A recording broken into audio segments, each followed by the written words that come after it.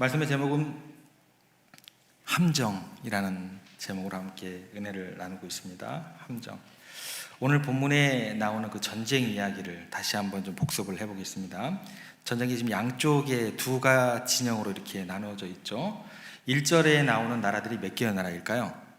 네, 4개의 나라들이 1절에 나오게 되고, 이 지역은 어디냐면 메소포타미아 지역으로 이해를 하시면 됩니다. 오늘날로 이야기하면 이란, 이라크 정도로 머릿속에 이렇게 그림을 그리시면 됩니다. 이란, 이라크 지역을 말하는데, 이 4개의 나라들은 누구를 중심으로 보이냐면 엘람 왕 그돌라오멜, 다른 나라 국가들과 이름들은 잊으셔도 되고 엘람 왕 그돌라오멜 정도만 마음 가운데 두시면 될 것 같습니다. 엘람 왕 그돌라오멜을 중심으로 연합을 했고, 2절에 나오는 나라들은 몇 개죠? 5개 연합국을 형성하고 있습니다. 이쪽은 요단강가 쪽 가나안 지역이라고 얘기하죠. 가나안 지역 쪽에 있는 5나라 중심은 소돔 왕 베라를 중심으로 뭉쳤습니다. 소돔과 고모라 이쯤이다라고 생각을 하시면 됩니다. 그 당시 패권은 이제 어느 쪽에 가 있었냐면 메소포타미아 쪽에 패권이 가 있었어요. 그러니까 이란, 이라크 지역, 그러니까 엘람 왕 그돌라오멜이 패권을 장악하고 있었습니다. 가장 힘이 센 그런 상태였고, 그 힘이 어디 지역까지? 요단강 지역까지, 그러니까 가나안 지역까지 그 영향을 미치고 있었다는 것입니다. 그래서 그돌라오멜에게 조공을 잘 바치면 가서 괴롭힘을 하는 게 아니고 잘 이제 그냥 넘어가게 되는 거고, 조공을 안 바치면 막 가서 이제 괴롭히겠죠. 그게 이제 12년 동안 쭉 이어져 왔던 거예요. 그래서 가나안 지역 사람들이 12년 동안 엘람 왕 그돌라오멜에게 이제 조공을 바치면서 이제 평화를 산 거죠. 그런데 이렇게 조공을 바치다가 소돔의 왕이 이제 좀 힘이 세진 것 같아요. 조공을 안 바쳐, 조공을 끊어버리게 된 거죠. 이에 이제 화가 난 엘람 왕 그돌라오멜이 동맹군과 함께 13년 딱 지켜보고 14년째 쳐들어와서 이제 그쪽을 이제 평정해버리는 거죠. 초토화시켜버리게 됩니다. 이 과정에서 이제 그 소돔에 살고 있었던 롯과 그의 가족들이 포로로 이제 사로잡히게 되는 그 시작이 이제 그렇게 되는 것입니다. 그 전쟁에서 도망한 사람이 우리가 살펴봤듯이 아브라함이 가서 이야기를 하고, 아브라함은 이제 318명 가솔이죠. 가수들 데리고, 집에서 훈련된 가솔들을 데리고 쫓아가가지고 단까지, 북쪽까지 쫓아가가지고 그들을 다 물리치고 또 승리하고 또 롯과 그의 가족들을 데리고 돌아오는 그런 장면이 이제 전쟁의 장면입니다. 장면에 대해서 항상 느낌을 가지시라고 했습니다. 굉장히 큰 전쟁이었다. 그래서 우리가 읽었던 1절부터 12절까지 뭐가 많이 나와요? 뭔 알지도 못하는 나라들이 쭉 나오고, 뭐 이름들이 쭉 나오잖아요. 그만큼 큰 전쟁이었다. 이것만 기억하시면 돼요. 그 나라들과 이름들은 많이 기억하실 필요 없고, 엄청 큰 전쟁이었는가 봐, 이 정도까지만 기억하시면 될 것 같습니다. 그리고 오늘 우리는 이 얘기를 통해서 분명히 목적하는 바가 있습니다.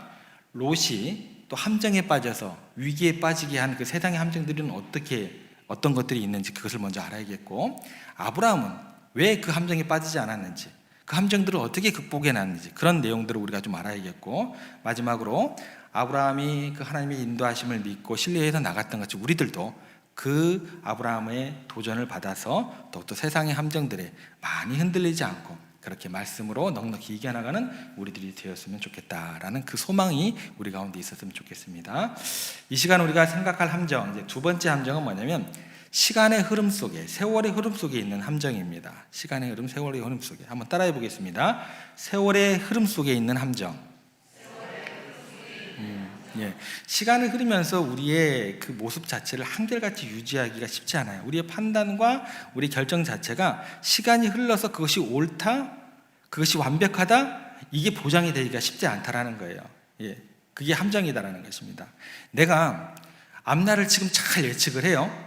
지금 내가 판단한 것으로 내가 내일 성공하리라, 앞으로 미래에 성공할 것이라, 이게 보장이 안 된다라는 거예요. 성공하는 것이 아니라, 그 기준이 아니라 내가 하나님의 말씀과 진리를 따라서, 하나님의 원칙을 따라서 선택할 때 우리 가운데 가장 좋은 결과가 우리 가운데 주어진다라는 내용입니다.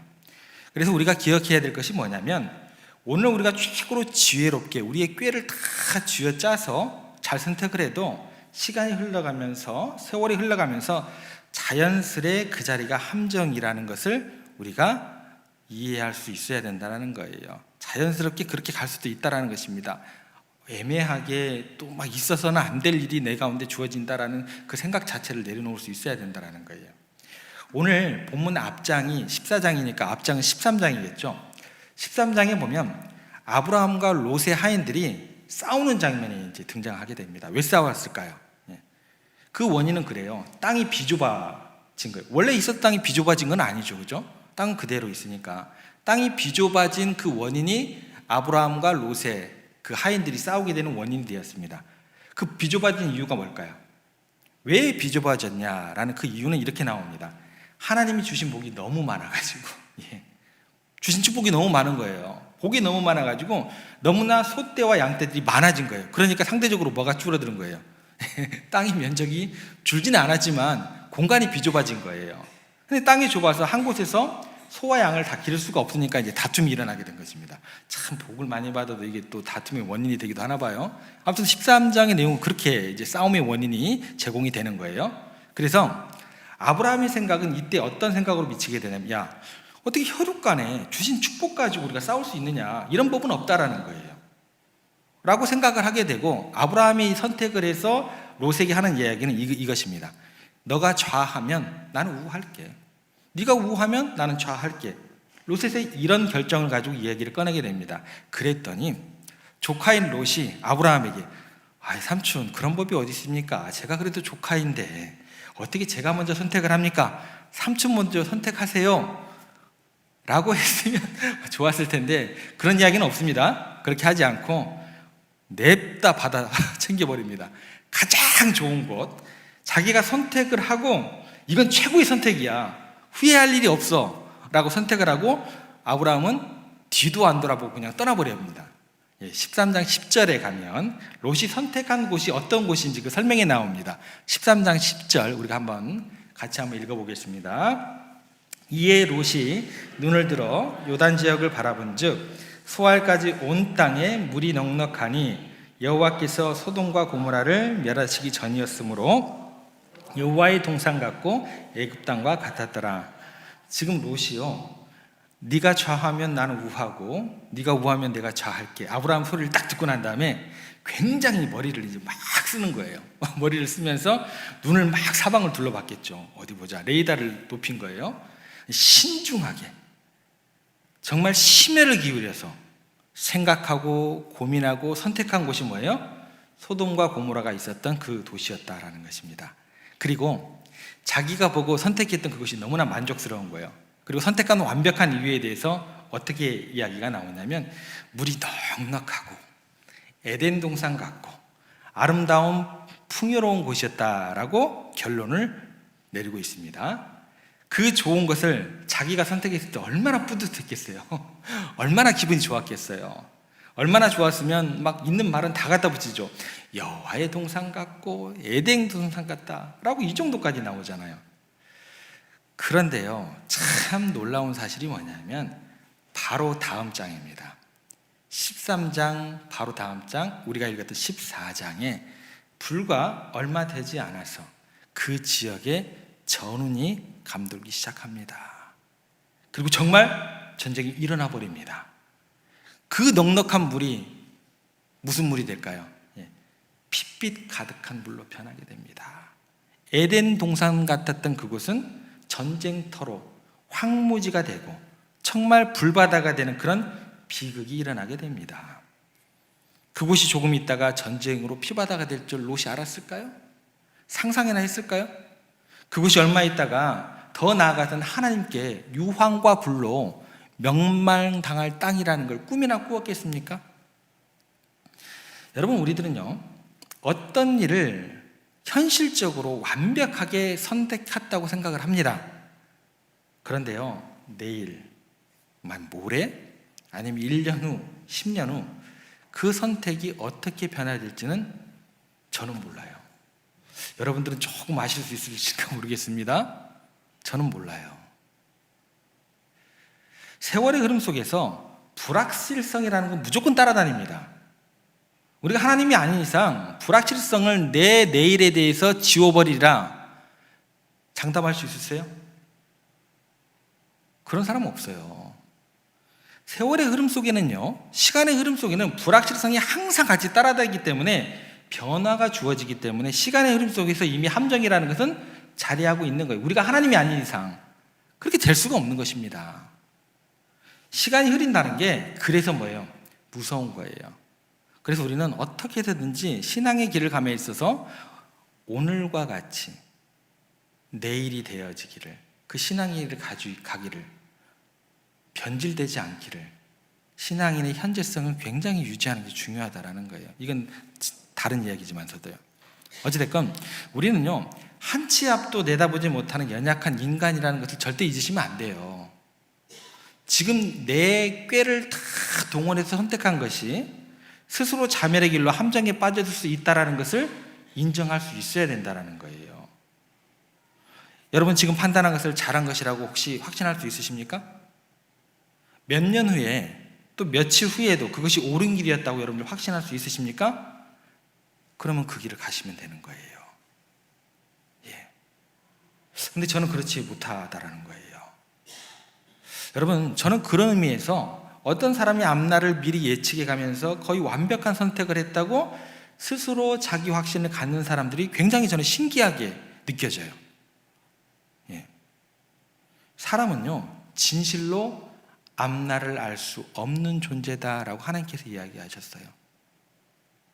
알 수 있으면 그건 뭐예요? 그건 사람이 아닌 거죠. 그죠?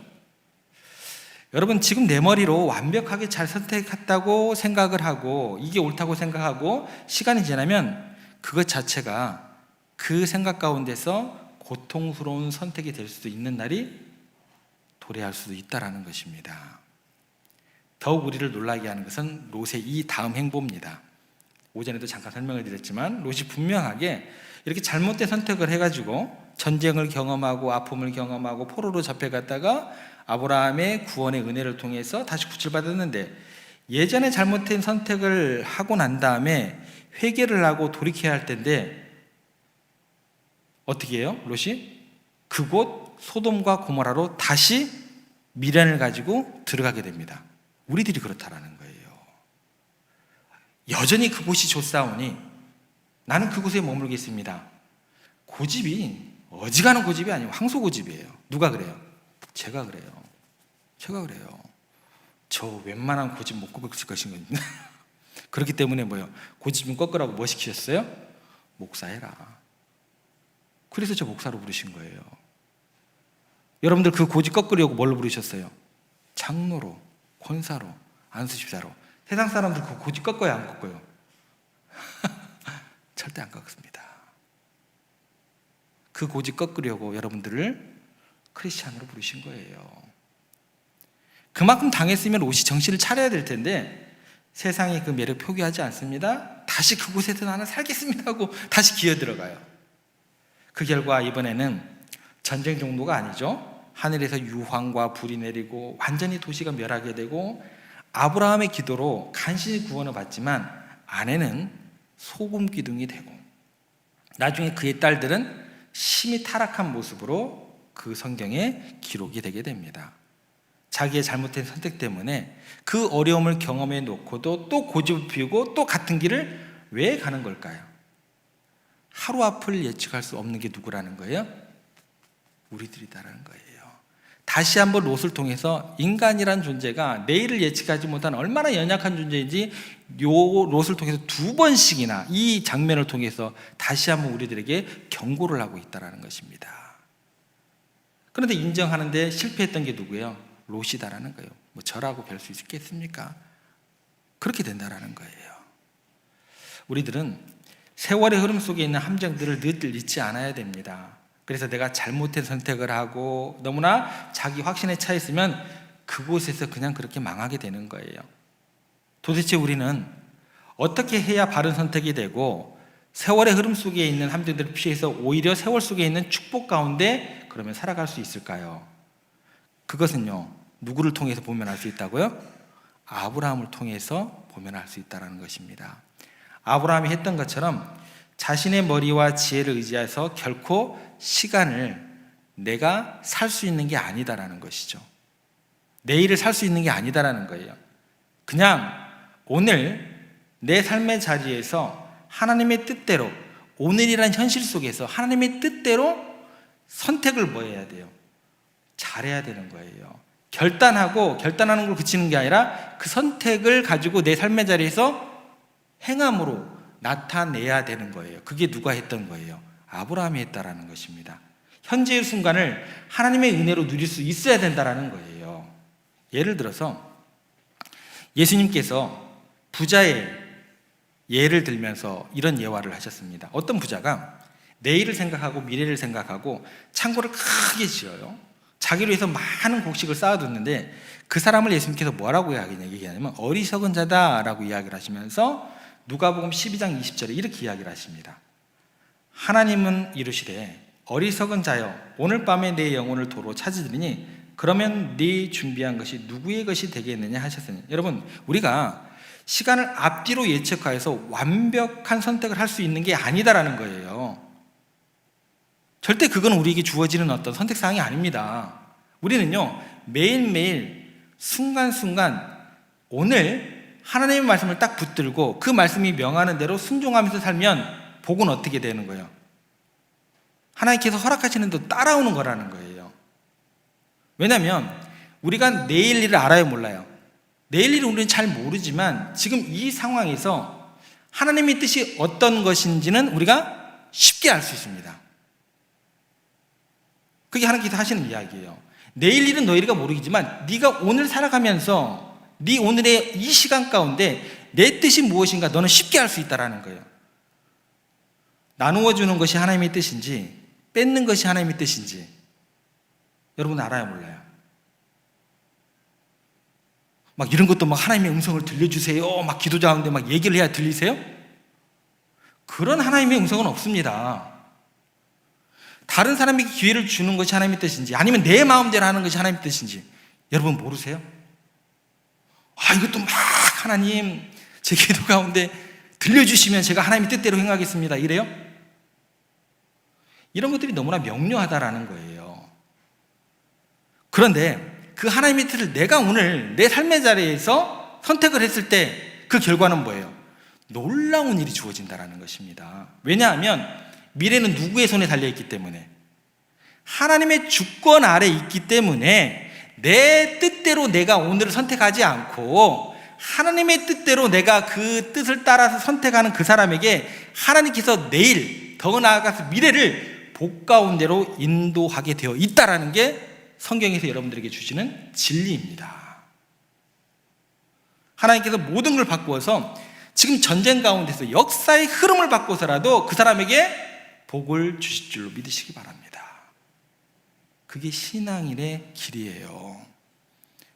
그래서 중요한 건 뭐냐면 미래가 하나님의 손에 있다는 걸 믿고 오늘이라는 현실 속에서 우리들이 해야 될 건 뭐냐면 하나님의 말씀대로 순종하는 거예요. 거기에 아멘하는 게 신앙의 모든 것입니다.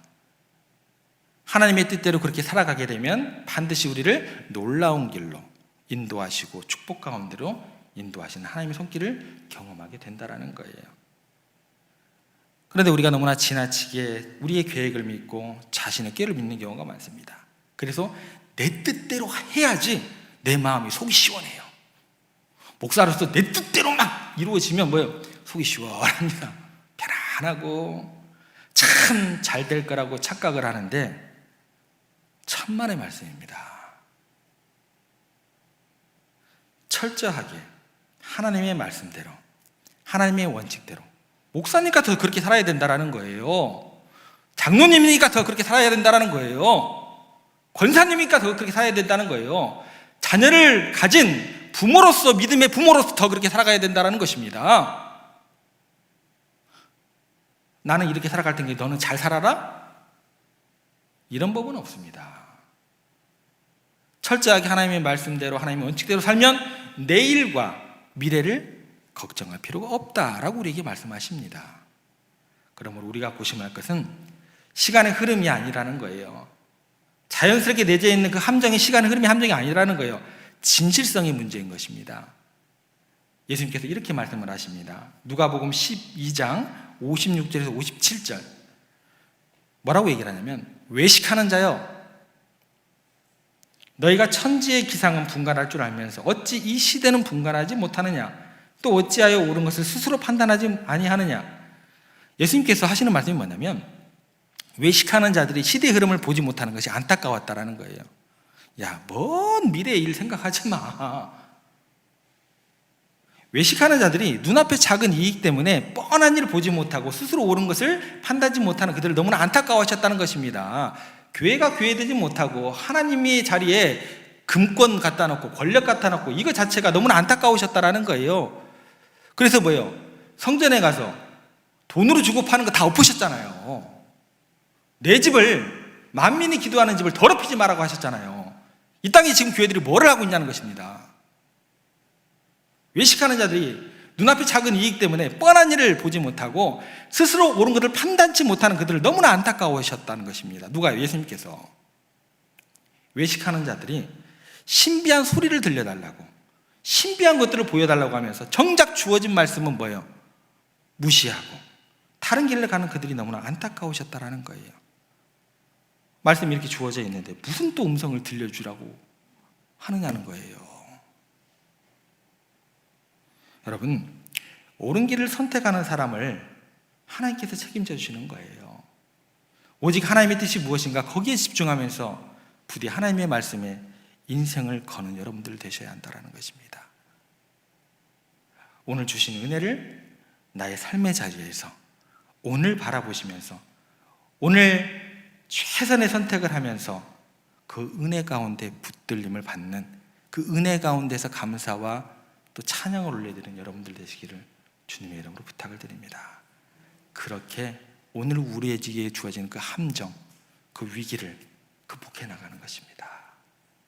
주신 말씀을 붙들고 그렇게 오늘 내게 주어진 하나님의 은혜의 장중에 붙들려서 그렇게 은혜를 감사로 또 기도로 또 나의 결단되어진 그런 모습으로 하나님께 올려드리고 또 우리 가족 가운데 또 우리 삶의 자리에서 보여드리고 그렇게 하나님의 영광이요 기쁨이요 하나님의 자랑이 되고 여러분 삶의 자리가 기쁨이 넘치는 하나님이 기뻐하시고 성도들이 행복한 우리 교회 되기를 주님의 이름으로 부탁을 드립니다.